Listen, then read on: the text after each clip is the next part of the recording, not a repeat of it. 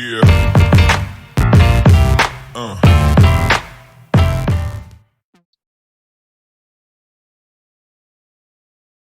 Oke, aman ya.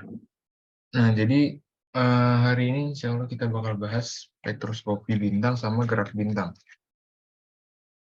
Nah, jadi spektroskopi itu apa, sama sebenarnya bintang yang di langit kita lihat itu enggak sepenuhnya diam. Mereka memiliki gerak masing-masing. Nah, kalau kita masuk ke spektroskopi bintang dulu. Jadi spektroskopi itu intinya ilmu yang pelajari tentang spektrum dari bintang. Spektrum itu apa? Nah, nanti bakal kita bahas. Nah, ini sejarahnya. Jadi menurut Newton, cahaya matahari yang tampak putih apabila dilakukan pada satu garis prisma akan terurai dalam berbagai warna. Nah, warna-warna yang disebut spektrum. Jadi kan cahaya matahari kita lihat kelihatannya kayak putih ya kan? Oh ya, tergantung bidang yang dilewatinya. Cuma kalau kita langsung terkena matahari itu kan warnanya putih gitu. Nah, tapi kalau dicoba pakai gelas prisma gitu, nah terus diarahin ke cahayanya, dia itu bakal ngasilin cahaya warna-warni kayak pelangi gitu. Nah, cahaya warna-warni ini disebut spektrum. Nah, lebih lanjut lagi ini Wollaston mengamati adanya dari cahaya warna-warni itu ada garis-garis gelap di spektrum matahari.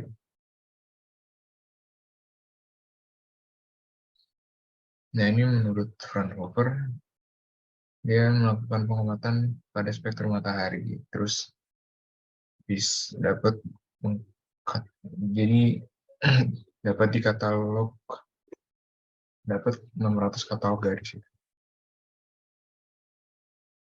Nah, selain matahari, bintang-bintang juga sama, punya garis-garis gelap seperti ini yang ada di spektrum matahari kita.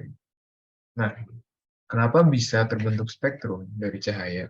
Jadi cahaya kan warna putih ya. Cuma kalau dilewatin sama prisma malah jadi warna-warni karena cahaya itu sifatnya polikromatik.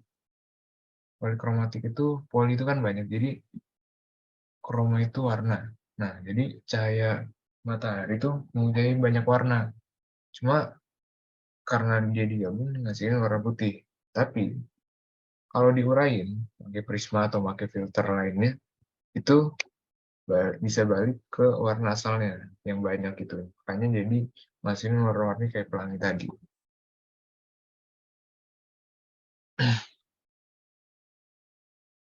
Nah, ini garis-garis spektrum pada bintang dapat dibentuk di laboratorium. Ini aku tulisannya nih.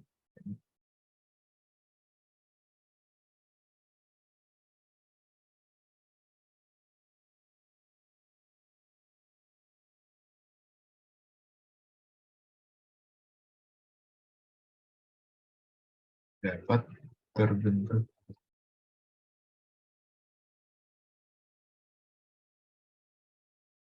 warna karena cahaya itu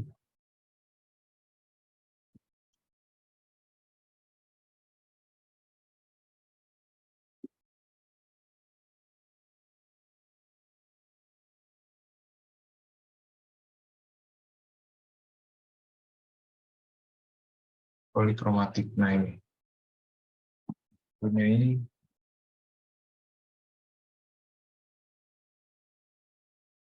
banyak warna. Lawan dari polikromatik itu monokromatik. Jadi cuma satu warna. Semua ini satu panjang gelombang aja. Gitu. Matahari di semua panjang gelombang. Oke, lanjut ya. Nah, ini tadi pembentukan spektrum. Radiasi berkas. Nah, ini kan cahaya putih dilawatin ke prisma. Jadi terurai ke beberapa warna, beberapa panjang gelombang. Nah, ini kan ada merah, orange, yellow, green, blue dengan panjang gelombangnya masing-masing. Dari itu ngasilin namanya spektrum kontinu. Jadi spektrum kontinu itu spektrum warna-warni ini. Nah, selain dengan prisma, jadi cara lain itu bisa pakai kisi-kisi yang digunakan spektograf. Jadi biasanya kan cahaya bintang kecil ya, maksudnya nggak terasa kayak matahari gitu kan, cuma setitik. Susah kalau pakai prisma doang. Jadi makanya kalau pengamatan spektrum, eh, makanya itu kisi-kisi yang digunakan di spektograf bakal ngasih spektrum kontinu yang sama juga. Nah, ini hukum Kirchhoff. Jadi kan udah masuk ke spektrum ya. Nah, hukum Kirchhoff ini ngebahas jenis-jenis spektrum tadi. Jadi kalau ada benda cair atau gas, pokoknya ada benda, suatu benda, tekanan tinggi yang dipijarkan. Nah, benda tadi akan memancarkan energi dengan spektrum pada semua panjang gelombang. Intinya kalau ada benda panas, dia bakal memancarkan spektrum pada semua panjang gelombang, menghasilin spektrum kontinu. Ya, ini bendanya tadi. Terus ya, nah, ini bendanya misal kalau lampu atau kalau di astronomi kan konteksnya bintang, matahari, planet, atau galaksi. Nah, dia memancarkan cahaya, terus dilewatin prisma, menghasilkan spektrum kontinu. Nah, terus tadi kalau misal ada gas panas, bertekanan rendah, biarkan akan memancarkan energi hanya pada warna atau panjang gelombang tertentu saja. Spektrum yang diperoleh berupa garis-garis terang, disebut garis pancar atau garis emisi. Nah, jadi ini tuh kalau ada gas panas, tapi apa ya, dia juga bisa memancarkan memancarkan hmm, energi, tapi spesifik di beberapa panjang gelombang aja. Nah, ini kan gas panas. Nah, hasilin spektrum garis ini. Jadi backgroundnya gelap, nah terus ada garis-garis terang atau biasa disebut garis spektrum emisi. Spektrum emisi. Nah, satu lagi, kalau ada tadi ada benda yang di awal tadi yang panas, terus tapi dihalangi sama gas dingin ini. Nah, dia kan energinya bakal ada beberapa yang keserap ya, terus baru masuk ke pengamat. Nah, hasilnya jadi spektrum absorpsi. Jadi tadi yang garis warna-warni ini cuma ada garis-garis gelapnya. Nah, jadi kalau emisi itu backgroundnya gelap tapi garisnya terang, terus dihasilkan sama gas dingin, ini panas sebenarnya kalau di satu sumber aja. Kalau dibandingin sama yang lain kan dia bakal lebih dingin dari sumber energinya. Nah, maka hasilnya spektrum absorpsi garis-garis apa? Backgroundnya warna-warni dengan garis-garis gelap.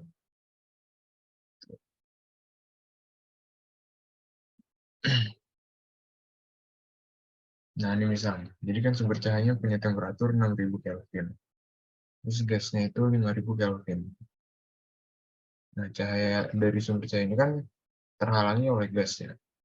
Terus diubah cahaya tadi oleh prisma menghasilkan spektrum kontinu dengan garis absorpsi.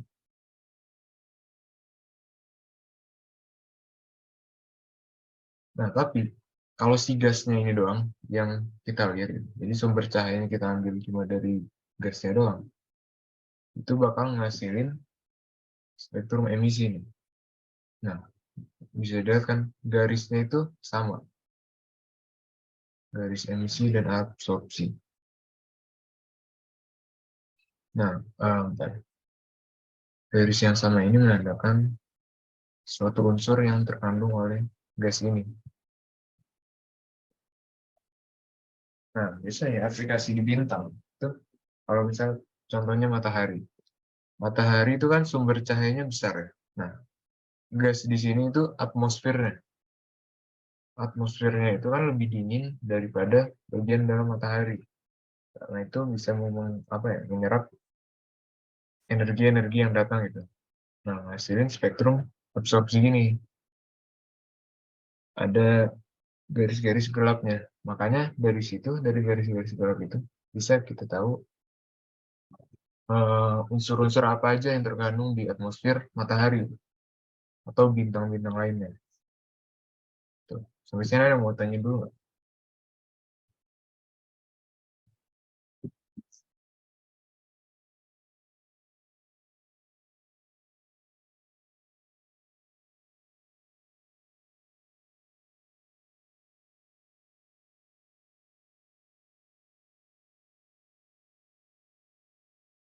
Kalau nggak ada, lanjut.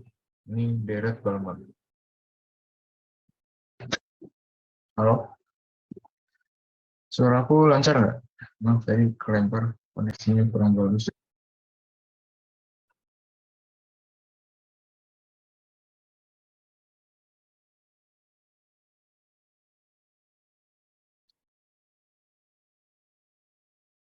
Suara aku aman?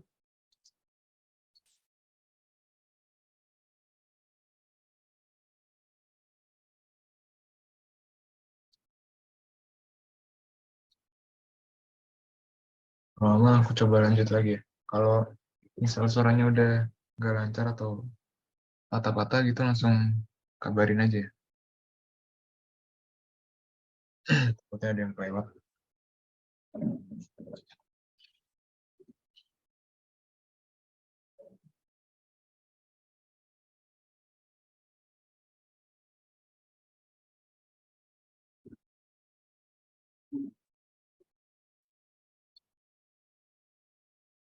Sebentar ya.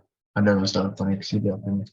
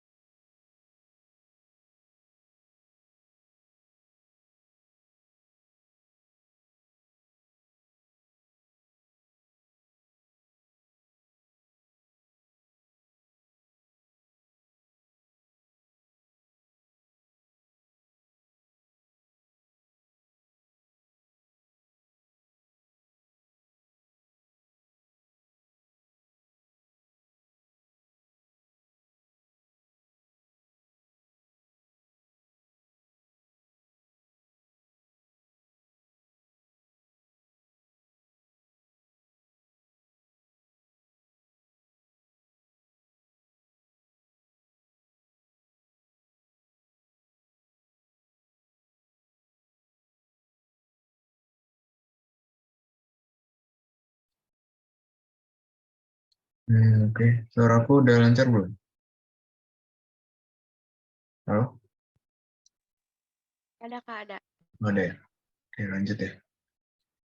Maaf, koneksinya lagi buruk.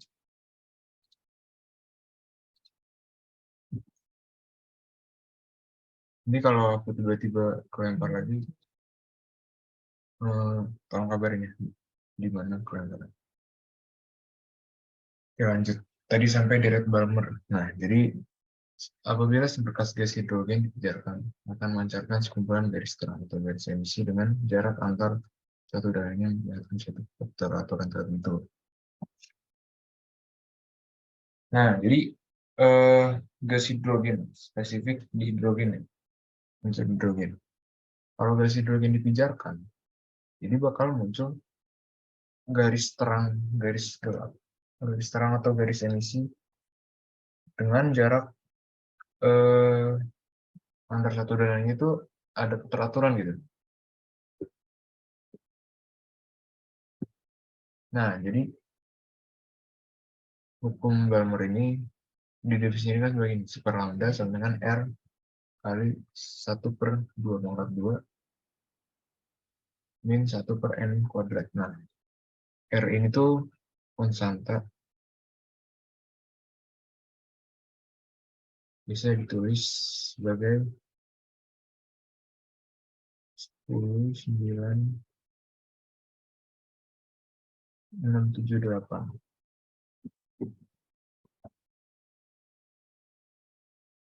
N itu, jadi lambda ini kan panjang gelombang. N itu tingkat setelah hidrogennya ini tereksitasi. Jadi kan dua nih. Dua itu dua, nah dua di sini itu maknanya itu tingkat dasar si hidrogen tersebut, tingkat dasar Balmer itu ada di kulit kedua. Nah, N ini kulit keberapa dari tingkat dasarnya? Kalau dia kena sekali itu kan ke tingkat 3, terus di atasnya ada tingkat 4 dan seterusnya gitu. Nah, ini. Jadi untuk kulit ketiga, N sama dengan 3, kulit Balmernya sekitar 6.593, yang keempatnya 4.000, kelima 1.300, 6, dan seterusnya. Nah, biasanya di tandanya itu pakai H alpha. Ini bakal sering muncul di soal-soal. H alpha, H alpha itu 6.593. Jadi udah nggak usah terlalu dihafalin. Bisa aja kalau misalnya lupa tadi kan tinggal pakai rumus Balmer yang tadi super lambda itu. Terus tinggal masukin N-nya 3. Jadi kalau bisa dihafal lebih bagus. Nah, yang penting ini ya cirinya. Kalau ada H alpha itu berarti deret Balmer pertama. Jadi hidrogen yang naik satu tingkat. Nah, ini posisinya kalau di spektrum H alpha di sini, nah semakin kecil nilainya, dia bakal semakin geser ke kiri gitu. Ini kan 6 ribuan H alpha, terus H betanya ada di 4.000, H gamma 4.300, H delta 4.100, dan seterusnya semakin ke kiri gitu. Semakin kecil panjang gelombangnya.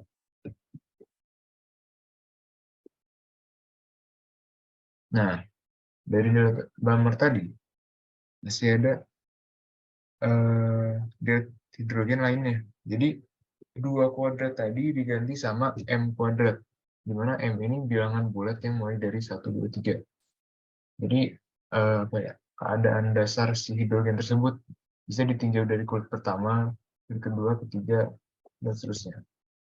Kalau kedua tadi kan Rydberg Balmer ya. Nah, R ini konstanta Rydberg. Jadi kan kalau lambdanya dinyatakan dalam sentimeter, R-nya itu 10,9678. Gampang diingat konstantanya 10,9678. Nah, ini namanya. Kalau M-nya 1, itu namanya deret Tillman. N-nya kan berarti lebih dari 1, 2, 3, dan seterusnya. Kalau M-nya 2 tadi, Balmer. N-nya 3, 4, 5, dan seterusnya. Nah, kalau N-nya 3, Paschen. N-nya 4, 5, 6. Nah, kalau 4 tadi, bracket. Jadi M1 itu Liman, M2-nya Balmer, M3 Paschen, M4 bracket.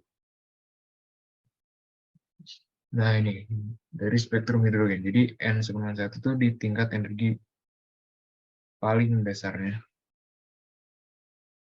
Terus ini tingkat 2 tadi. Kalau kita meninjau deret Balmer dari tingkat 2 kan, tingkat 3, 4, dan seterusnya. Nah, ini tak hingga. Ini bermakna tuh si elektronnya ini udah lepas gitu. Kan ini bakal terus-terusan ya. 4, 5, 6, 7, 10, 11, 20, dan seterusnya sampai tak hingga. Nah, tak hingga itu maknanya elektron hidrogen udah lepas dari ikatan hidrogen. Nah, pelepasan elektron hidrogen ini namanya ionisasi. Dia dari tingkat energi dasar sampai elektron itu bisa ke ionisasi kan kontinum untuk elektron bebas. Harus memiliki energi sebesar 13,6 elektron volt.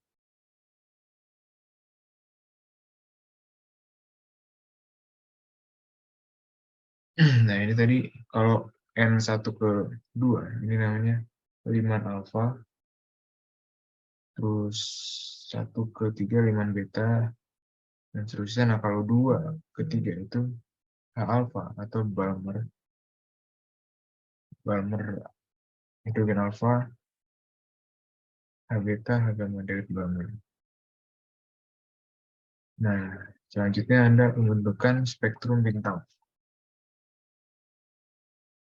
Buat tadi, spek garis hidrogen ada yang mau tanya dulu nggak?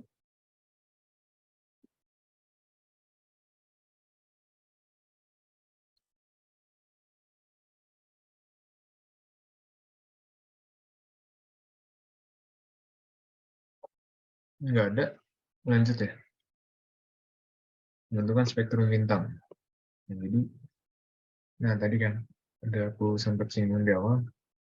Jadi fotosfer itu sumber spektrum kontinu dari bintang. Nah, fotosfer itu lagi ada atmosfer bintang yang temperaturnya lebih dingin. Berapa? Ada yang mau tanya?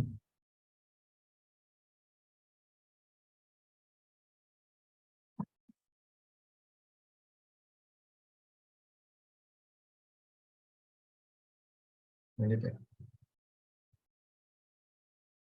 Atmosfer bintang yang temperaturnya lebih dingin kan tadi menyerap foton ya, menyerap foton ini.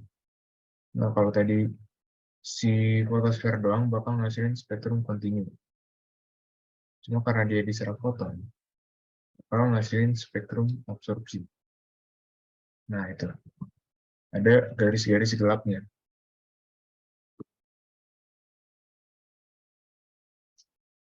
Nah, kalau atmosfer itu sangat tebal, ini kan kalau kontinu dari fotosfer bintang, jadi atmosfernya eh, sangat tebal nih, hampir segede bintang ya. Nah, jadi bakal ada dua spektrum yang bisa kita amati. Jadi kan bintangnya cuma segini. Nah, yang dipancarin di ini, apa namanya, dalam ruang A, bakal ngasilin garis absorpsi. Jadi kan bintang spektrumnya ada garis-garis gelap. Nah, terus sisanya, karena ini kan cuma isinya atmosfer B, bakal ngasilin garis emisi. Karena kan ini gas dingin ya. Gasnya lebih dingin dari bintang tersebut. Nah, ini emisi. Spektrum gelap dengan garis-garis terang.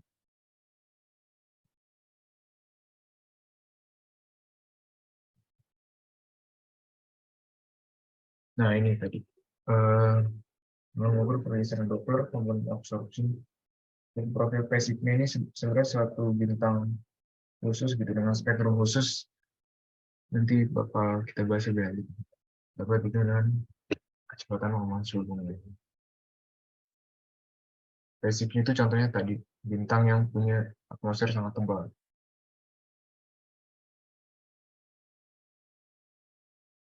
Nah, masuk ke yang dasar dulu. Klasifikasi spektrum bintang. Jadi pada umumnya kan bintang tuh banyak ya. Ada sebanyak jumlah sel yang ada di tubuh kita. Nah, kita coba mengklasifikasi bintang-bintang tersebut ke beberapa kelas. Nah, kalau spektrum bintang umumnya beda-beda. Pada tahun 1663, ini seorang bernama Angelo Secchi mengelompokkan spektrum ke 4 golongan berdasarkan pemiripan susunan garis spektrumnya. Nah, ini yang paling terkenal, Miss Maury ini dari Harvard menemukan klasifikasi Secchi dapat diurutkan secara kesinambungan sehingga spektrum suatu bintang dan bintang urutan sebelumnya tidak berbeda banyak. Sama ini, dari Miss Maury tadi dilanjut diperbaiki sama Miss Annie J. Cannon yang sampai sekarang masih banyak digunakan klasifikasi Miss Cannon. Nah, jadi awalnya sama CC itu cuma 4 tadi kan, tipe 1, tipe 2, tipe 3, tipe 4. Nah, sama Miss Maury, ternyata ada hubungan antara klasifikasi tersebut. Jadi diurutin dari A, B, C, sampai Q. Nah, sama Miss Annie ini melanjutin ternyata dari klasifikasi Miss Maury bisa dikelompokkan ke lebih spesifik lagi biar nggak terlalu banyak klasifikasinya. Ini yang terkenal Oba Flickr M. Nah, singkatannya ini. Nah, masuk dulu ke yang paling pertama, klasifikasi spektrum bintang O. Jadi Oba Flickr M tadi, O itu paling panas dan M paling dingin. Nah, spektrum kelas O itu warna dominannya biru. Karena dia panas kan, menurut hukum Wien, makin panas bintangnya, semakin semakin rendah panjang gelombang efektif yang dipancarkan itu. Dan itu spektrum bintang O yang paling panas itu memancarkan warna di panjang gelombang biru.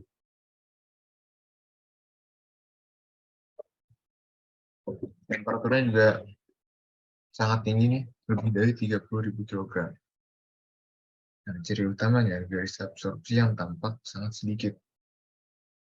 Garis helium terionisasi, garis nitrogen terionisasi 2 kali. Nah, ini intinya tuh eh, komponen komponen di ininya atmosfer ya. Yang paling menonjol itu ada di ini, garis helium terionisasi. Karena kan bintang ini sangat panas ya. Jadi saking panasnya bisa mengionisasi garis helium. Nah, bisa terbentuk ini, helium 2. Helium 2 itu garis helium yang terionisasi sekali. Nah, tapi justru garis hidrogennya tampak cuma lemah. Ini spektrumnya di bawahnya. Nah, ini tuh spektrum bintang kelas O tadi. Dia kan panas. Jadi temperatur panjang gelombangnya ada di sini kan, puncaknya yang paling tinggi. Makanya dia mencari warna biru tadi. Nah, dia kan eh apa namanya, garis hidrogennya nggak terlalu kuat nih, lemah, cuma sedikit aja. Nah, terus kedua ada B. Kelas B warna biru. Temperaturnya 11 sampai 30.000. Nah, ciri utama tadi kalau di O ada garis helium terionisasi, kalau di B ada garis helium netral karena dia nggak cukup panas untuk mengionisasi atom helium. Contohnya Rigel dan Spica.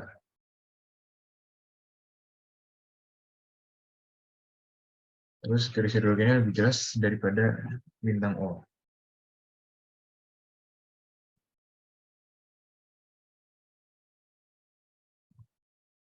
Nah, ini spektrumnya yang lebih jelas. Nah, dia puncak gelombangnya bergeser kan. Kalau tadi ada di sini, nah dia bergeser ke panjang gelombang sekitar 4.000 kurang. Nah, terus lanjut ke bintang kelas A. Warnanya juga sama, biru atau biru putih. Temperaturnya ini sekitar 7.500 sampai 11.000. Nah, ciri utama yang paling terkenal garis hidrogen tampak sangat kuat. Itu ciri yang paling utamanya. Di garis hidrogen ini paling kuat di bintang yang kelas A dibanding kelas-kelas lainnya. Jadi kan O lemah, B naik lagi, nah A itu puncaknya. Contoh bintang Sirius dan bintang Vega. Nah itu H alfanya tampak sangat kuat nih, tebal banget. Dibanding sama yang tadi kan cuma tipis-tipis. Ini juga ada di ini. Dia sangat tebal gitu. H beta, H alpha juga. Jadi hidrogennya itu emang sangat-sangat kuat. Ini juga. Nah,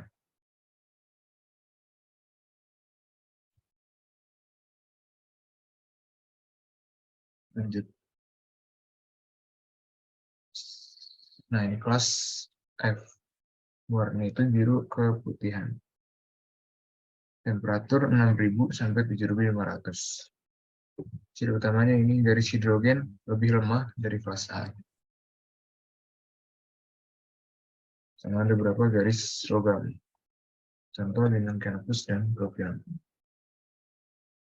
Yang ada K-lines, ini G-band, terus H-line. Nah, ini spektrum bintangnya. Ada G-band pokoknya. Terus sama ini, yang paling menonjol. Kayak sama Cars, K-line, sama H-line, sama G-band. Nah, terus kemudian ada kelas spektrum G. Warnanya putih ke kuning-kuningan. Temperaturnya sekitar 5.000 sampai 6.000 Kelvin. Ciri utama, garis hidrogen yang lemah. Nah, sama ini. Yang paling kuat itu kita molekul G-band atau CH. Contoh, matahari bisa bintang kabel. Matahari itu masuk ke kelas spektrum G. Temperaturnya kan sekitar 5.500. Nah, ini. G-band-nya tampak sangat kuat. Nah, ini spektrum bintang kelas G. Tadi kan salah satunya matahari.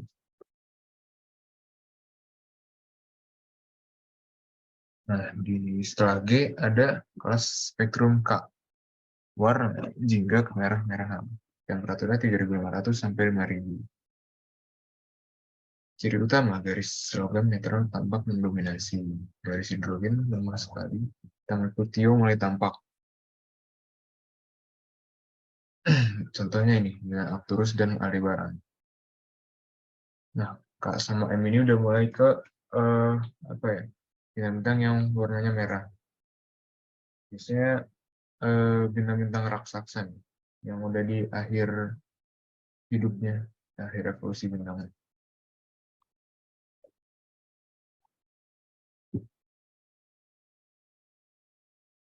Ini kan semakin ke kanan lagi puncak spektrumnya didominasi sama ini tadi yang paling terkenal, yang paling menonjol TO, titanium oksida. Nah, terakhir ada kelas spektrum M. Warna merah, temperatur 2.500 sampai 3.000 Kelvin. Molekulnya TO sangat mendominasi. Logam netral juga tampak dengan jelas. Contoh ini Betelgeuse dan Antares, ya. Bintang-bintang raksasa semua ini. Ini tadi TO-nya banyak kan, sangat mendominasi. Nah, spektrum kelas M kayak gini Pak. Dia dominannya ada di bagian kanan ini.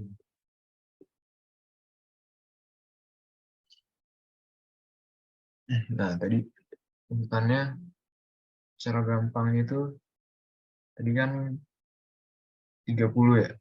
Oh, itu 30.000. B itu 11 sampai 30. A tadi 7,5 sampai 11.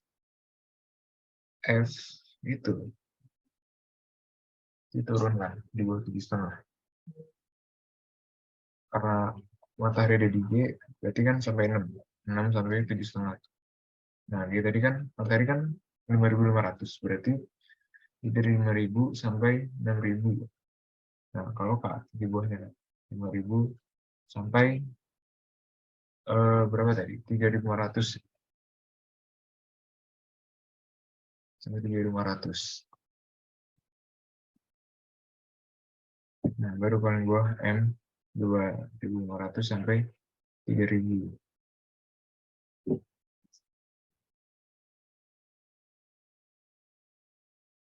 Nah, ini kita lihat kan O yang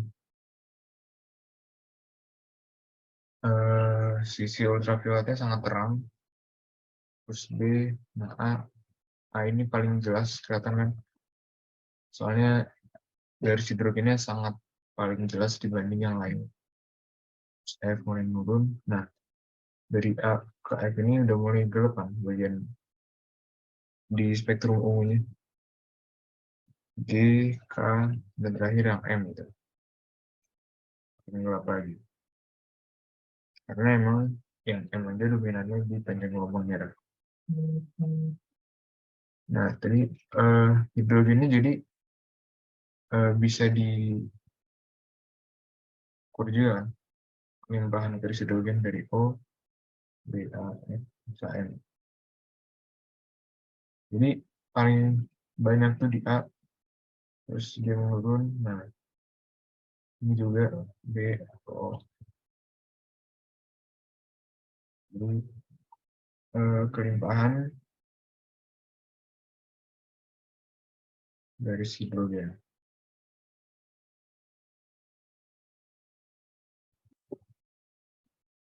O dikit, B lumayan banyak, A puncaknya, terus turun F, G, K. Nah ini subkelas. Klasifikasi spektrum bintang B, F, G, K, M. Jadi dibagi lagi ke subkelasnya. Jadi contoh ini ada B0, B1, B2 sampai B9, terus A0 sampai A9, dan seterusnya semuanya ada subkelas. Nah ini tadi yang aku bilang, perubahan kuat garis unsurnya. Kalau hidrogen kan, hidrogen O itu lemah, terus B naik, nah sampai di A, A itu paling kuat nih. Terus turun lagi F, E, K, M. Nah terus kalau ini logam-logam itu hanya muncul di bintang-bintang kelas yang temperaturnya rendah. Ini kan kalsium, titanium oksida, besi, dan lain-lain. Nah, ini astronom menggunakan nama logam untuk semua unsur yang lebih berat dari helium. Jadi hidrogen, helium, nah baru sisanya logam. Nah, dari urutan penggolongan kelas spektrum tadi, dilihat bahwa bintang kelas awal, O, B, dan A itu bintang yang panas, sedangkan bintang kelas lanjut, K dan M, itu bintang yang sangat dingin. Matahari masuk ke kelas G2.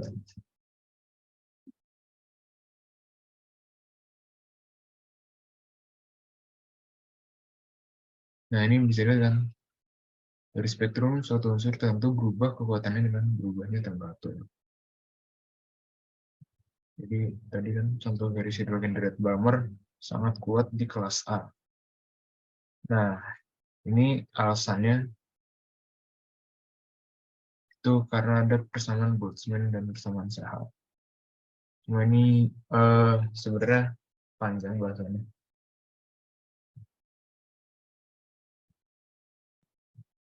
Jadi kita cukup tahu kalau hidrogen dominan di kelas A aja. Nah, selanjut ini MK.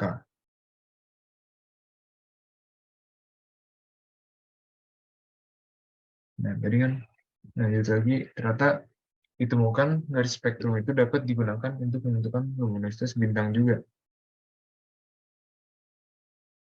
Nah, terus tahun 1943 dibentuklah klasifikasi bintang yang mengatur kelas luminositasnya. Nah ini, ada 1A, maha raksasa yang sangat terang, 1B, maha raksasa yang kurang terang, plus 2, raksasa terang, 3, raksasa, 4, sub raksasa, plus 5, deret utama. Nah, paling dominan itu ada di kelas 5, kelas deret utama ini. Nah, dari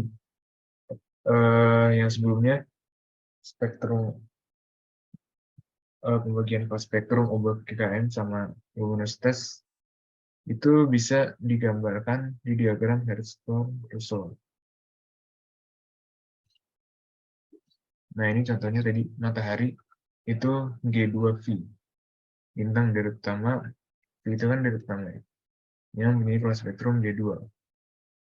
Jadi G2 ini bisa menentukan temperaturnya, pakainya 5500, V-nya buat menentukan ukuran atau luminositas bintang. Nah, G21A itu kan raksasa yang sangat terang. Tapi temperaturnya kalau bisa pakai matahari. Terus B5 yang ketiga itu bintang raksasa yang panas dan seterusnya. Nah, ini contoh yang lebih dijabarin lagi nih. Dari kelas O, B, terus sampai N.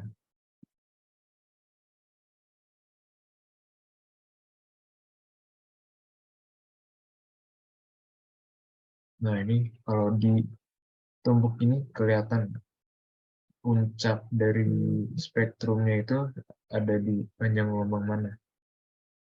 Kalau O, dia itu sangat panas, jadi panjang gelombang di 3500 atau di sekitar biru, dan semakin ke bawah, dia kan semakin bergeser ke kanan. Nah, ini paling bawah tuh G di sekitar sini, 4500. Nah, terus K sama M, K sampai M itu semakin merah lagi warnanya.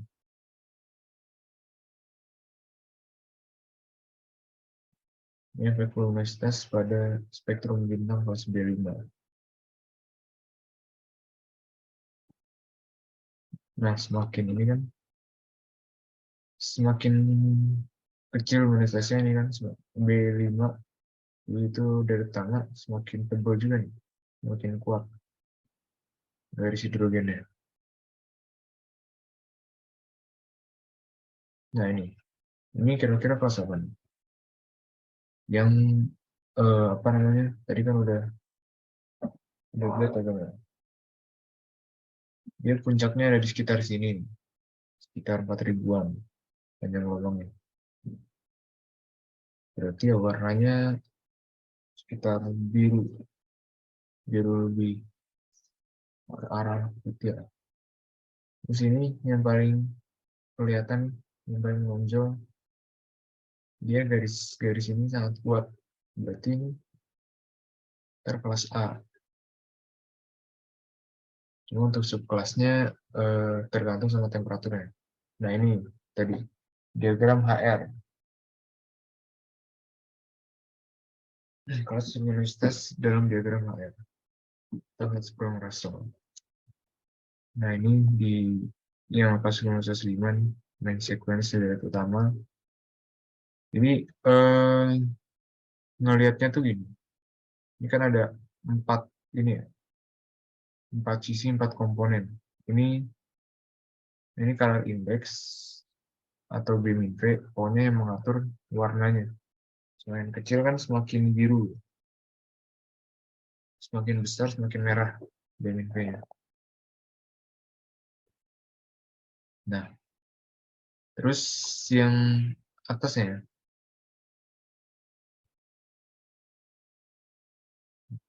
atas itu ada spektrum kelasnya.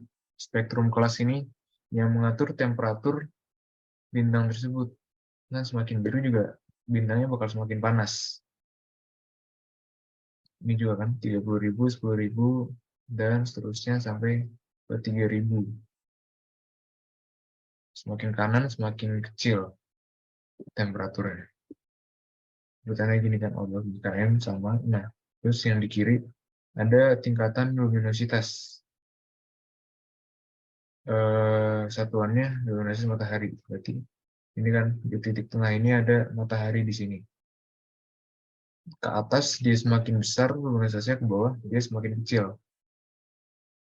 Nah, di sisi kanan itu ada absolute magnitudo, magnitudo mutlaknya yang kemarin kita udah bahas juga kan. Semakin kecil magnitudo mutlak, maka semakin terang. Yang berarti kan sebanding sama luminositas juga.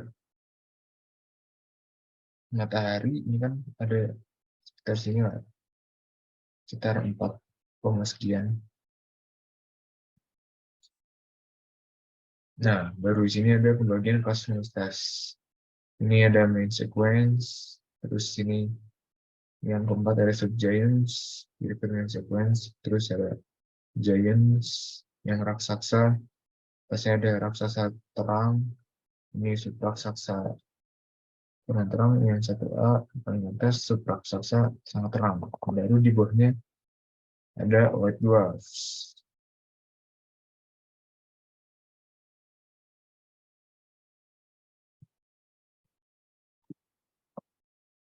Ini kiri kanan ini bisa diubah,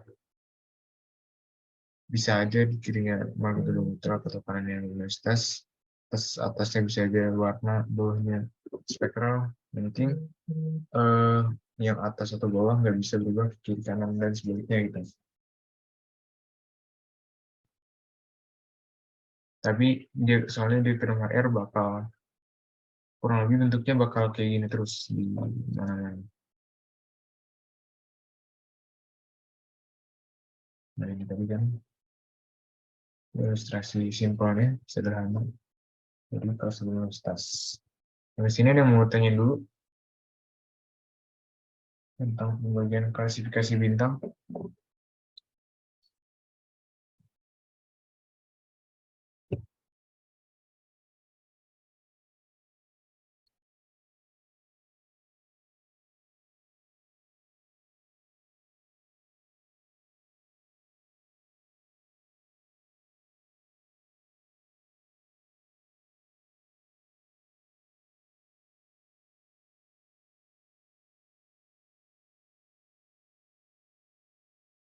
Jadi kalau nggak ada lanjut ya ke spektrum khusus. Tadi kan kita udah bahas ada obat VKM, klasifikasi bintang. Tapi ada berapa spektrumnya beda gitu sama yang lain.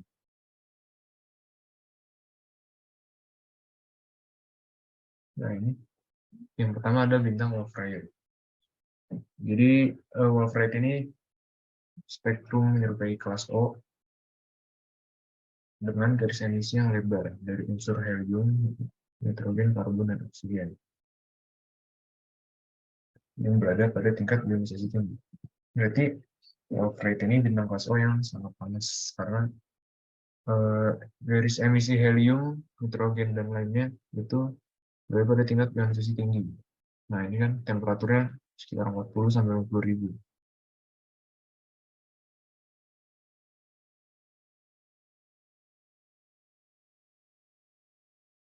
Nah, ini spektrumnya ciri khasnya. Jadi, garis emisi ini sangat lebar, sangat tebal. Ini garis helium, terionisasi. Sama ini juga, kalau yang di C, dia sangat lebar kan.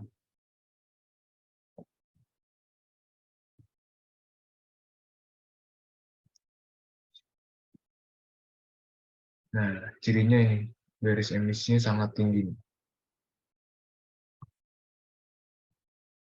Nah, jadi kenapa garis emisi yang di bintang Wolf-Rayet ini berasal dari materi yang dilontarkan bintang dan bentuk selubung yang mengikuti bintang tersebut.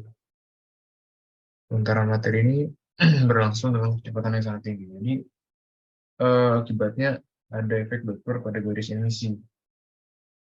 Karena garis emisi berasal dari berbagai lapisan selubung, kecepatan radial yang berbeda-beda, maka terjadilah garis emisi yang sangat lebar.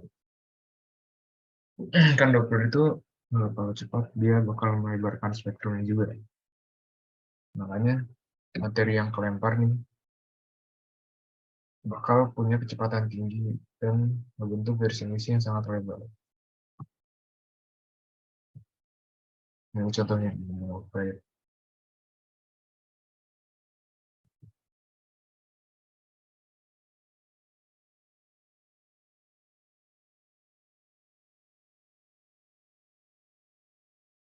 nah, terus lanjut ke bintang Pesikni. Jadi Pesikni ini spektrumnya punya garis emisi yang kuat dari dari hidrogen dan helium berdampingan dengan garis absorpsi pada sisi gelombang yang pendek. Ini spektrum khusus yang kedua nih, Pesikni yang di awal tadi kan. Jadi Kan normalnya tadi bintang tuh cuma ada absorpsi. Kalau di garis absorpsi ya absorpsi aja. Nah, kalau ini ada absorpsi sama emisi berdampingan, sebelah-sebelahan. Spektrum khasnya gitu. Jadi yang absorpsinya di kiri terus emisi di kanan nih. Absorpsi turun, terus emisi naik lagi. Yang ini juga sama. Ini spektrum bintang basicnya pada garis alfa tadi.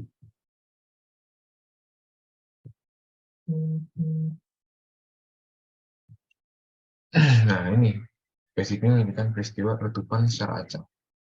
Contoh bintang basic ini tahun 1600 sampai 1606. Derita terlihat menjadi magnetar visualnya 3, terus turun lagi ke 6. Nah, naik turun terus. Nah, kenapa bisa terjadi kayak gini? Jadi, kayak yang di awal tadi sempat kita singgung kan, bintang ini punya selubung gas yang sangat tebal. Makanya dia punya A. Yang di A itu garis absorpsi bagian A, terus yang bagian B itu ngasilin garis emisi. Nah, jadi kan tumpang tindih gini ya,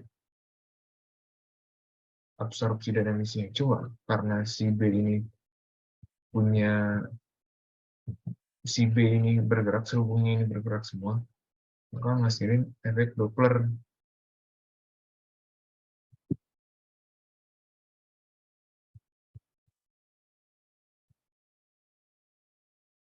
Nah, kalau selubung mengembang dengan kecepatan tinggi, pengamat akan melihat bagian A bergerak ke arah pengamat.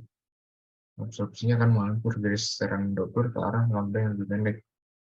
Jadi, yang harusnya di sini dia geser ke sini nih, geser ke kiri. Terus yang bagian emisinya tetap simetris atas dan bawah. Nah, dari dua spektrum ini kalau digabungin superposinya ngasilin spektrum jadi kayak gini. Anda turun terus tanjakan gitu.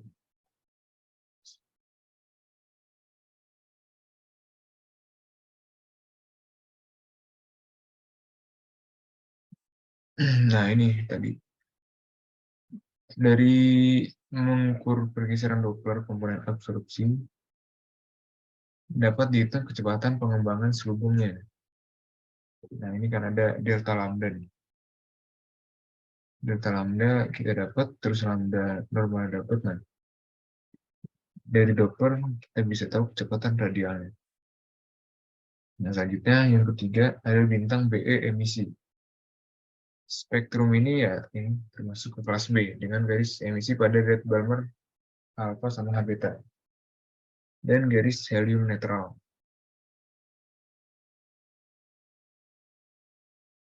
Nah, penyebabnya itu karena bintang BE memiliki selubung yang dingin di sekitar kelas B. B itu kan yang cukup panas tadi ya. Terus selubung tadi tuh berotasi sangat cepat. Nah, masalahnya dari mana selubung yang berasal? Kalau bintang BE ini adalah pasangan bintang ganda, eh, ini bakal mudah penjelasannya. Jadi kan bintang ganda itu bisa ngasilin apa ya? Ada komponen bintang, massa bintang yang ikut ketarik sama bintang primernya. Jadi bintang primer ini punya selubung yang lebih besar lagi yang dihasilin dari bintang sekundernya. Nah, nama prosesnya itu akresi massa. Nah, kalau bintang B-nya itu tunggal, yang paling memungkinkan itu berasal dari bintang itu sendiri. Jadi adanya pelontaran massa dari permukaannya. Nah, tadi yang dilontarkan itu makin lama berakumulasi sehingga membentuk selubung yang menyebabkan munculnya garis-garis emisi.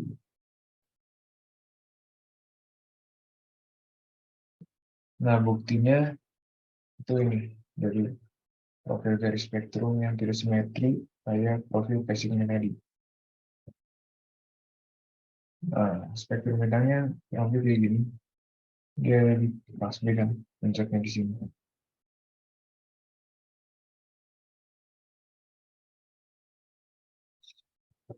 Nah, ini awalnya kan diduga karena rotasi bintang yang sangat cepat, tapi ternyata ada beberapa bintang BE yang rotasinya rendah.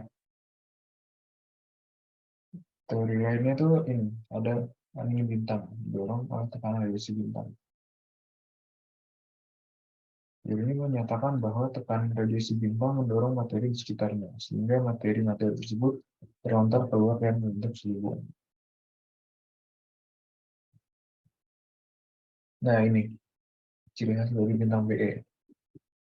Dari puncak tunggal, puncak ganda, sama membentuk shell. Kalau basically tadi kan cuma sebuah ruang, nah kalau BE ini sih ada di dua-duanya.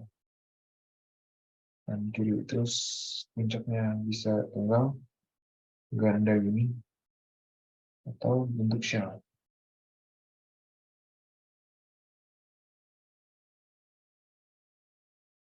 Nah, tadi yang kenapa bisa membentuk tiga bentuk profil gini, karena adanya perbedaan arah pandang. Contohnya ini, kalau kita ngamati bintang kan, jenisnya eh, di kanan ini lebih tebal, kanan kiri ini. Kalau di atas dia bakal ngasihin yang puncak tunggal, kalau agak miring dia bakal ngasihin puncak ganda.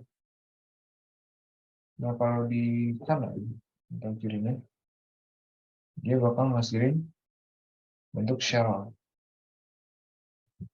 Nah, ini tadi kan contoh bintang dan puncaknya ganda.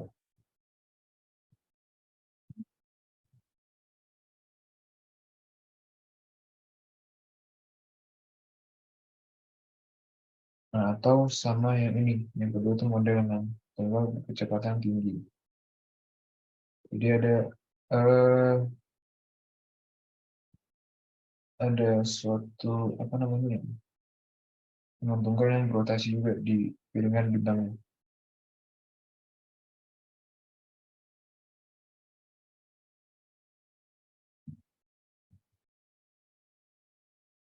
Nah, ini jenis spektrum lainnya yang ini spektrum khusus, bintang AP, bintang baru, bintang big, Taurus, dan lain-lain. Sampai sini ada mau tanya dulu.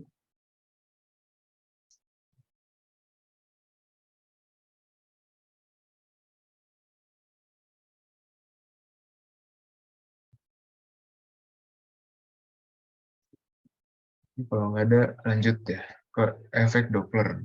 Jadi analisis garis-garis spektrum. Pada tahun 1842, nah ini sejarahnya pokoknya. Suatu sumber cahaya bergerak mendekati kita, frekuensinya bakal jadi lebih tinggi, atau lambdanya jadi lebih pendek. Nah, berdasarkan teori ini, bisa juga diaplikasikan ke bintang gitu. Jadi salah satu sumber cahaya memancarkan cahaya di panjang gelombang lambda, terus bergerak relatif terhadap pengamat. Nah, ini ngomongin kecepatan dia VR, maka pengamat akan melihat perubahan panjang gelombangnya. Ini rumus dasarnya, C adalah kecepatan cahaya, delta lambda-nya itu pergeseran Doppler. Nah, ini contohnya. Jadi lambda awal ini yang dia mati, lambda ini yang dia mati, terus lambda 0 ini lambda sebenarnya. Kan ada perubahan ya, delta lambda. Nah, perubahan itu delta lambda dapat diukur. Nah, karena VR ini lebih kecil dari C, jadi persamaannya bisa menjadi ini yang bakal sering dipakai nih. Delta lambda per lambda sama dengan VR per C. Kalau VR positif, berarti sumbernya itu bergerak menjauhi pengamat. Kalau VR-nya negatif, sumbernya bergerak mendekati pengamat. Nah, dari spektrograf, spektrum bintang dapat direkam bersama dengan spektrum pembanding. Jadi dari spektrum pembanding dapat diukur lambda 0, supaya bintang bergerak terhadap pengamat. Pergeseran Doppler dari spektrumnya dapat diukur sehingga kecepatan radial bintang akan diketahui bersama tadi. Nah, ini contohnya. Jadi panjang gelombang yang dia mati itu sekitar ini pada laboratorium. Berarti ini lambda nolnya 4.841,8 Armstrong. Terus data yang diamati dari bintang segini. Nah, berapa kecepatan radial bintang tersebut? Nah, terus apakah bintang ini bergerak mendekat atau menjauhi pengamat?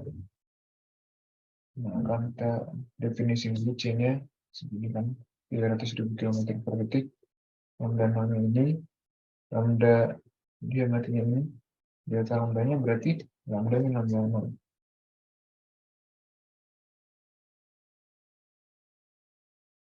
Dapat 1,3 Armstrong.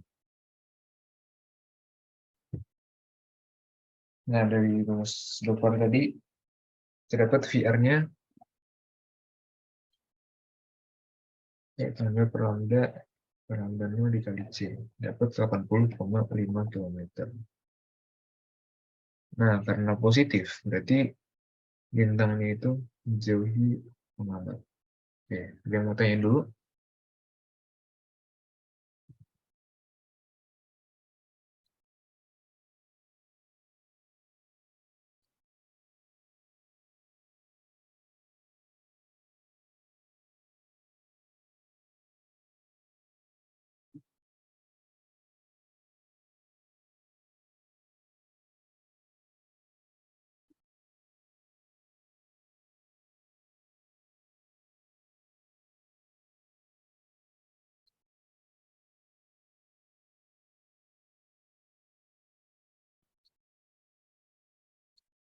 Kalau nggak ada, coba latihan soal dulu ya.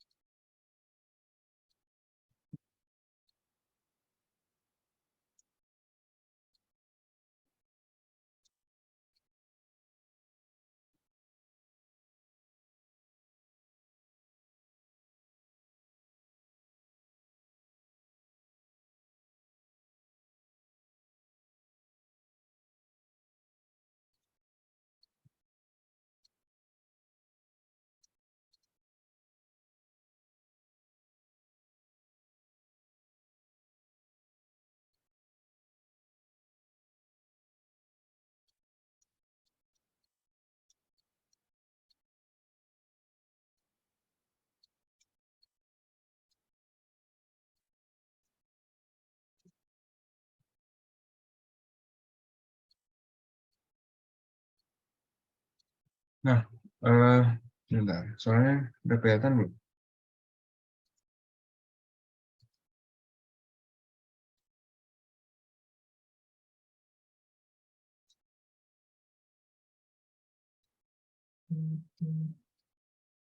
Soalnya udah kelihatan 3 soal. Kasih waktu, bentar, salah lama. Sekitar 5 menit atau 6 menit buat kerjain. Kalau udah, bisa tulis di kolom chat aja ya. Oke, tunggu.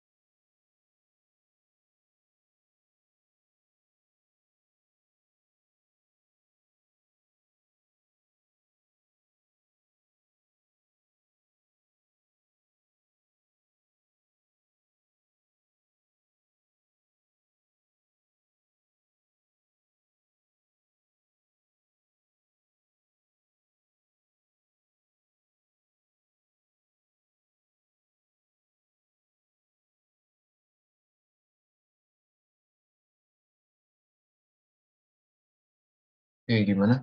Udah ada yang selesai ngerjainnya?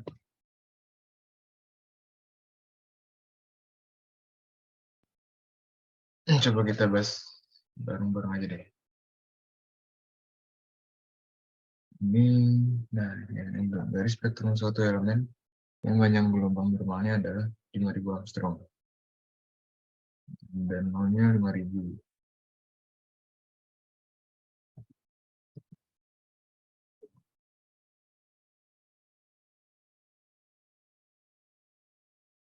Terus panjang gelombang teramati 5.001 Armstrong. Nah, berdasarkan data ini, kecepatan pergerakan bintangnya berapa? Dan delta lambdanya 1. Ya kan? Per lambda 0, 9, PR per C. PR-nya 1/5000 kali C. Ya kan?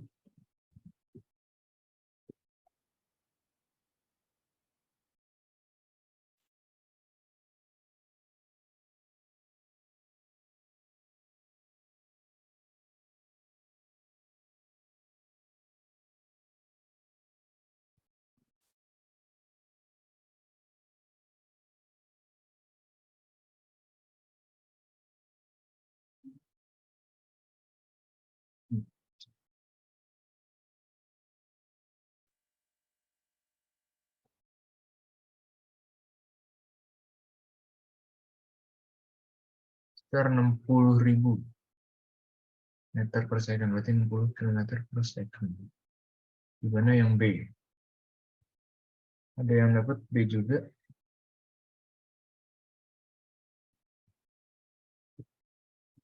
Nah, terus yang nomor 2, pilih pernyataan yang benar. Bintang kelas O menunjukkan garis helium terionisasi dan kita mengaku titanium oksida. Eh,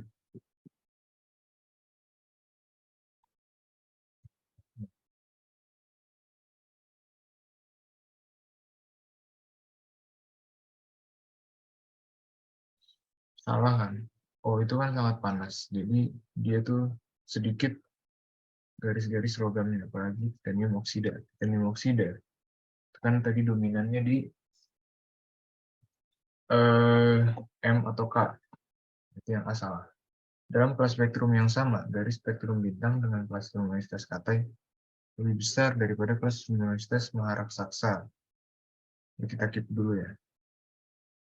Nah, yang C,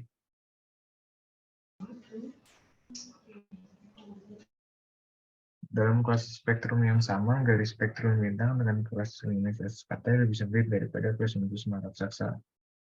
Yang D, penampakan spektrum hanya bergantung pada kelimpahan elemen.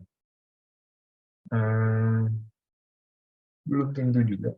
Penampakan spektrum hanya bergantung pada temperatur permukaan bintang. Ini salah, karena bergantung pada elemen, ini juga salah. Karena bergantung ke permukaan bintang. Nah, jawabannya antara B sama C.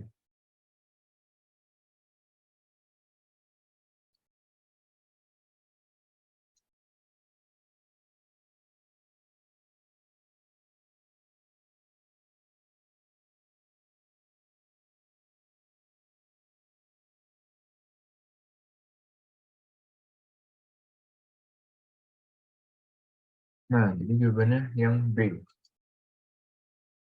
Jadi emang kalau kata itu, semakin kecil bintang ini, semakin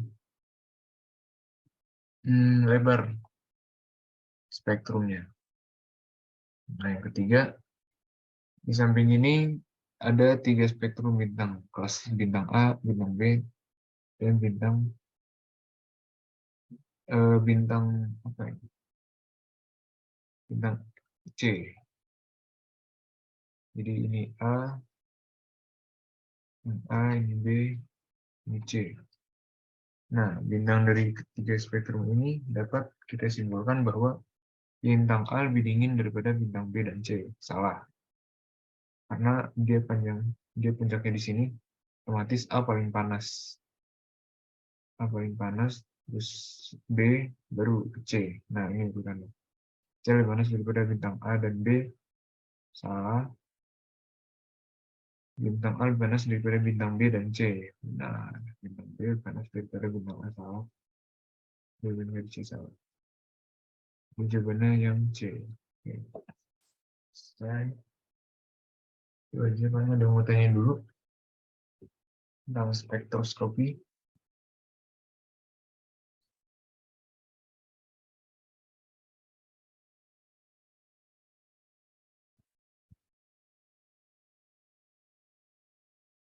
Kalau nggak ada, masuk ke materi selanjutnya.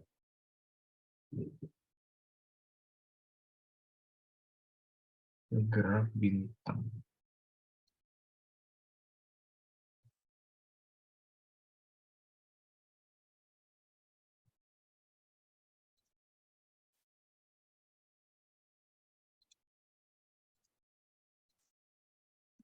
Nah, gerak bintang. Jadi, sertinya udah kelihatan ya?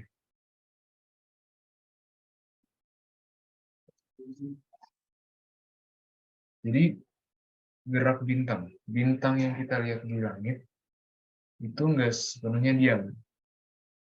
Bintang itu memiliki pergerakan. Nah, arah geraknya juga tergantung bintang tersebut. Nah, ini gerak sejati atau proporsional. Jadi, bintang tidak diam, tapi bergerak di ruang angkasa. Pergerakannya ini sangat sukar diikuti karena jaraknya sangat jauh, sehingga kita melihat seolah bintang itu diam di tempatnya. Dari dulu sampai sekarang. Jadi emang sangat kecil, makanya ordernya itu sampai ribuan atau puluhan ribu tahun. Nah, ini contohnya. Pergerakan rasi Ursa Major, Ursa Mayor. Nah, sekarang kan kayak gini, atau rasi sudip. Nah, 1000 tahun kemudian bakal jadi ini, setiap bintang di rasi ini punya gerak ke arah yang arahnya masing-masing gitu.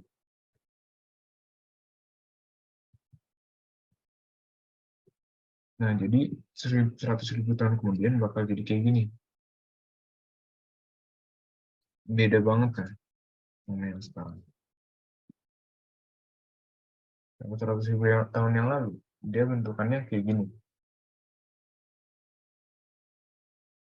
Nah, ini perubahan letak suatu region disebut gerak sejati. Jadi, biasanya dilambangin dengan simbol new dan dinyatakan dalam detik kusir per tahun. Jadi, contohnya, bintang terbesar, pokoknya bintang tercepat, bintang dengan gerak sejati yang paling besar, itu namanya bintang Barnard. Dengan new-nya itu, proper motion-nya itu 10,25 detik busur per tahun. Jadi dalam waktu 180 tahun, si bintang Barnard ini bergeser selebar bulan purnama. Bulan purnama itu kan sekitar setengah derajat ya, gedenya. Nah, si bintang Barnard butuh waktu 180 tahun buat melintasi jarak sebesar bulan purnama. Jadi emang gerak itu umumnya yang gerak yang sangat kecil. Jadi sangat sulit diukur dalam waktu setahun atau 2 tahun. Nah, rata-rata gerak sejati itu hanya 0,1 detik busur per tahun. Baru setelah 20 hingga 50 tahun, perubahan letak suatu bintang dapat diukur. Nah, ini kecepatan bintang dalam ruang itu dinyatakan dalam V, terus diurai ke dua komponen. Ada VR, V radial, kecepatan radial, itu komponen yang searah sama jarak pandang kita, garis pandang pengamat. Nah, kemudian ada kecepatan tangensial, jadi komponen kecepatan yang tegak lurus dengan garis pandang kita. Nah, ini ilustrasinya. Ini mengamat, terus ada bintang di sini dengan jarak D, terus dia punya V kecepatan sebenarnya dalam ruang. Nah, V ini bisa diurai ke dua komponen, ada V tangensial yang tegak lurus kan, tegak lurus, sama yang segaris lurus itu adalah radial. Nah, V ini jadi punya sudutnya itu mu tadi proper motion.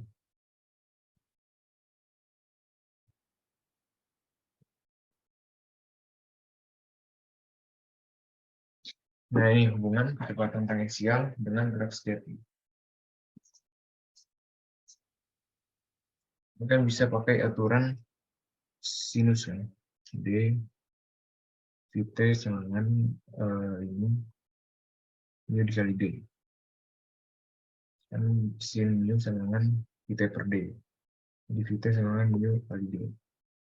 D jarak bintang. Nah, kalau misalnya ini dinyalakan dalam detik busur per tahun, D parsec, Vt-nya kilometer per second, jadi ini rumus jadinya 4,74 dikali mu kali D jaraknya, jarak dari parsec. Tahu ini, Pak. D ini kan kalau dalam parsec bisa juga bisa 1 per P. P-nya itu paralaks. Nah, selain gerak sejati, informasi tentang gerak bintang diperoleh dari pengukuran kecepatan radial. Nah, kecepatan radial tadi kita pakai dari hukum Doppler, dari pergeseran spektrumnya. Jadi lambda diam terus lambda diam itu berbeda. Nah, dari situ hukumnya delta lambda. Nah, kalau bergerak positif, tadi kan VR-nya positif, garis spektrum bergeser ke arah panjang gelombang yang lebih panjang, atau disebut pergeseran merah. Nah, kalau VR-nya negatif, garis spektrum bergeser ke arah panjang gelombang yang lebih pendek, namanya pergeseran biru. Nah, tadi kan karena bentuk itu VR sama VT segitu itu, jadi bisa pakai Pythagoras. Hubungannya V kuadrat sama ini. VT kuadrat tambah VR kuadrat. Nah, contoh nih yang tadi. Ini udah dapet kan 60 kilo dan menjauhi pengamat.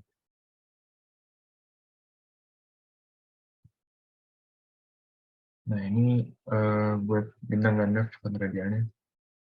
Pengamat kalau mendekat dia bergeser ke kiri, yang jauh dia bergeser ke kanan.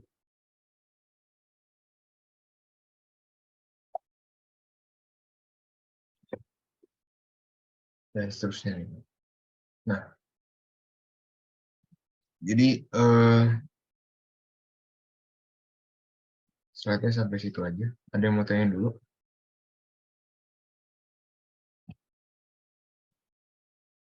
tentang ini gerak bintang?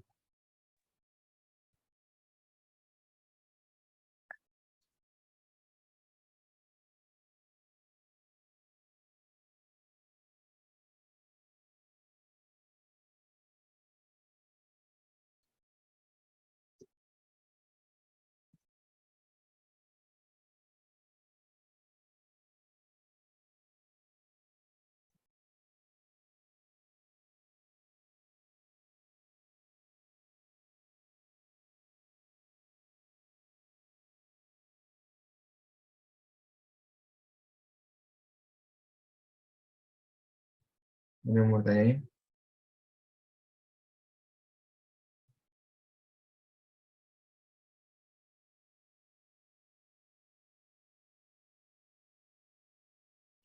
Kalau nggak ada latihan soal lagi. Sebentar.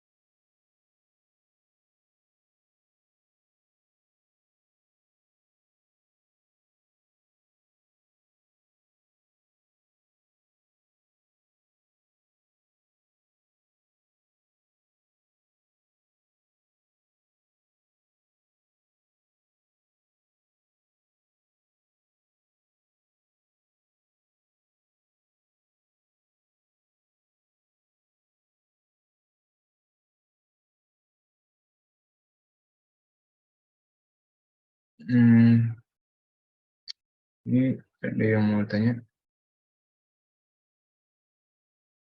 review dulu deh. Oke, kita sudah bahas tentang spektroskopi, klasifikasi bintang, sama gerak bintang.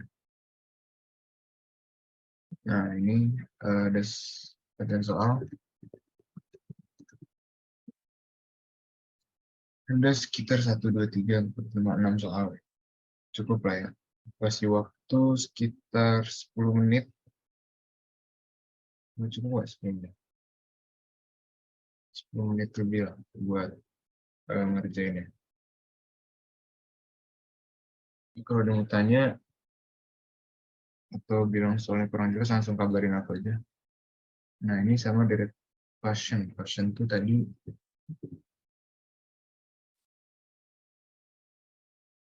M-nya M-nya 3.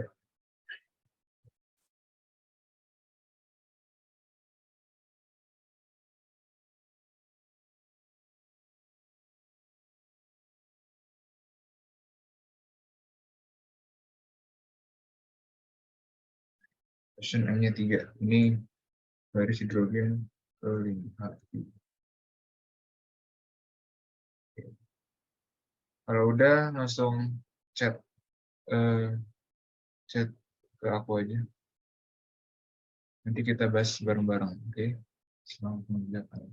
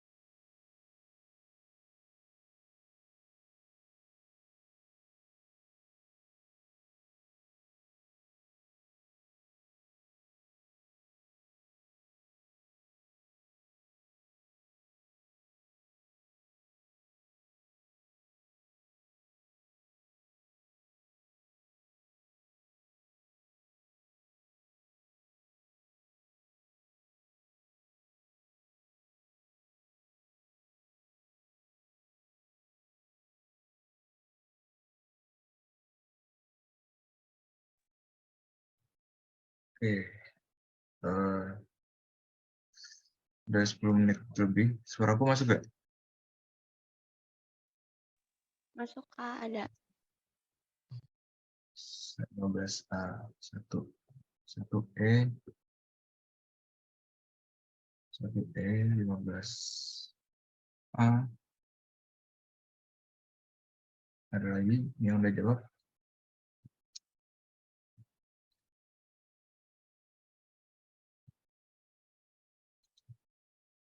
Oke, coba kita bahas saja deh.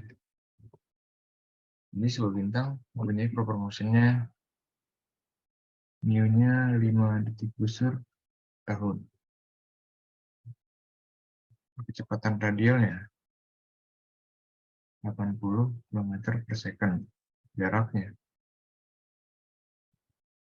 2,5 parsec. Berapakah kecepatan linear bintang ini? Nah, kan kita punya VR, terus punya jarak. Yang kita nggak tahu, V tangensialnya. Kita cari dulu kan. VT 4,74 kali mu D. Nah, tinggal masukin aja. 4,74 kali 5 kali 2,5. Dapat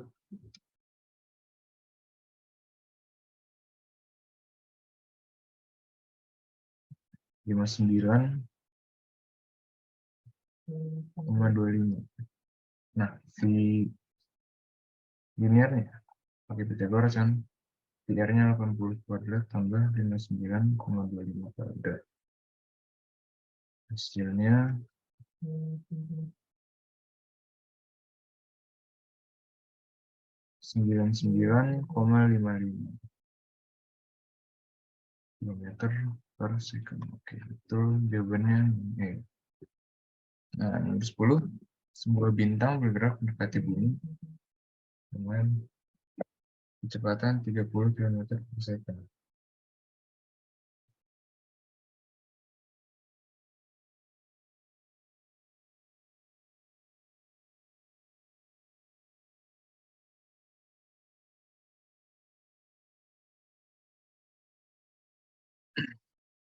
Mendekati bumi, berarti VR ya kan? VR-nya min 30. Pada panjang gelombang, berapakah pengamat akan melihat garis spektrum dengan panjang gelombang 6.000 Armstrong? Jadi lambda-nya 6.000. Nah, berarti kan kita cari delta lambdanya ya. Delta lambda sama dengan lambda 0 VR per C. Jadi delta lambdanya VR per C kali lambda 0. Masukin. Negatifnya juga ikut dimasukin, jangan lupa. 30 per 3 kali 10 pangkat 5 kali 6.000 kali 10 pangkat min 13. Kan Armstrong ya. Armstrong ke meter min 10. Meter kilometer min 3. Jadi pangkat min 13.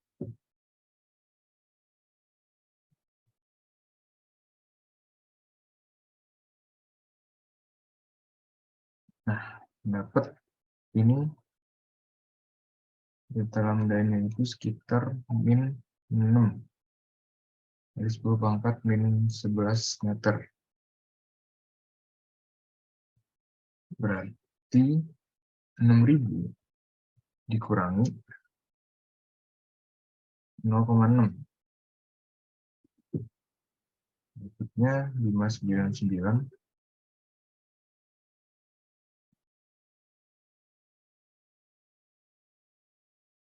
599,4 Armstrong. Jawabannya yang B. Oke, yang 15. Benang Barnard memiliki gerak diri sebesar 10 detik busur.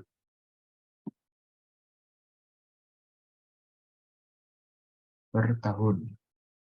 Nah, jaraknya 1,8 parsec. Karena 1 parsec 3 kali 13 km. Maka komponen kecepatan ruangnya yang tegak lurus garis penglihatan dan kilometer per detik adalah yang tegak lurus garis penglihatan. Berarti VT-nya doang kan, tegak lurus 0,74 kali mu kali D. Kali 10 kali 1,8.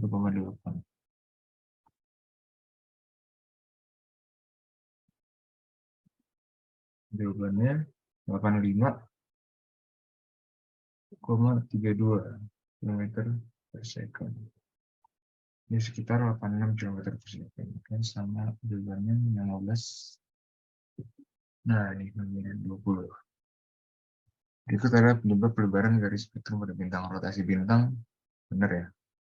Tadi efek Zeeman. Nah, efek Zeeman itu sebenarnya efek yang diakibatkan oleh medan magnet dari bintang. Bisa yang bentuk semua yang bentuk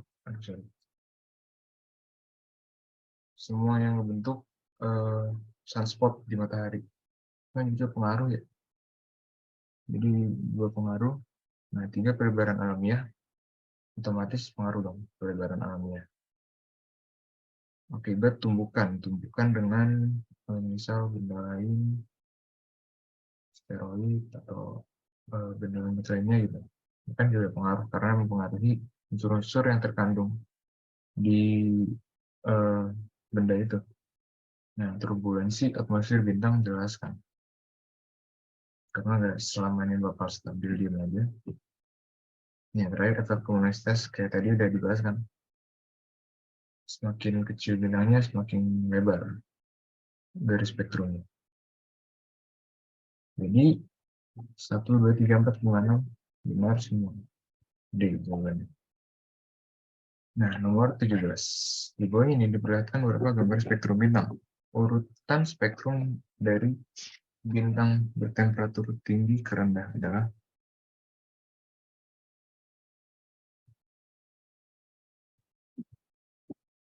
dari tinggi ke rendah. Nah, kan ini.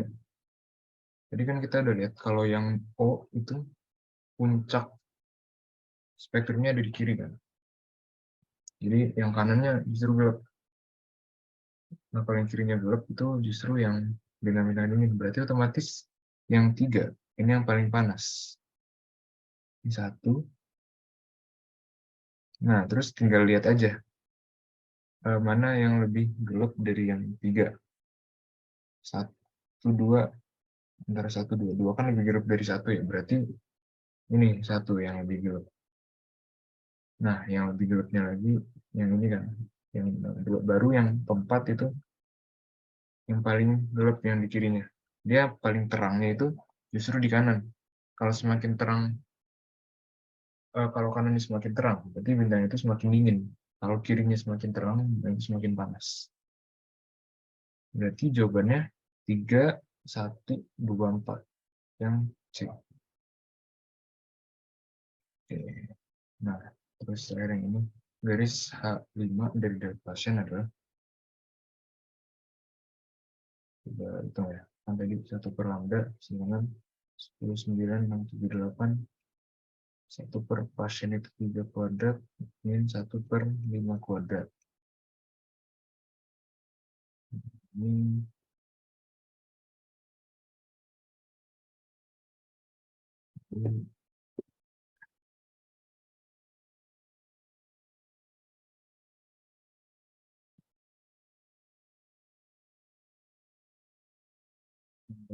per 25. Dan itu berarti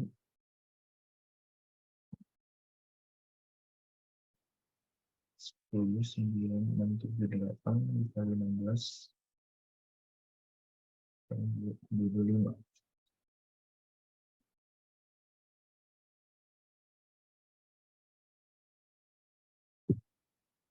Nah, dapat ini 1,2821 kali 10 pangkat min 4 cm. Kalau ke Armstrong, berarti dia perlu nambah min 4 lagi.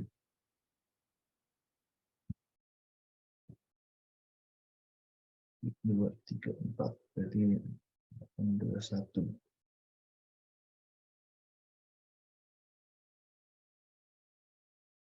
Koma 6 Armstrong. 12.821 mendekati E. Jadi sebenarnya 12.098 Armstrong. Jadi garis H5 buat deret pasang itu 12.000 Armstrong, sekitar segitu. Oke, ada yang mau tanya dulu buat materi-materi yang ini?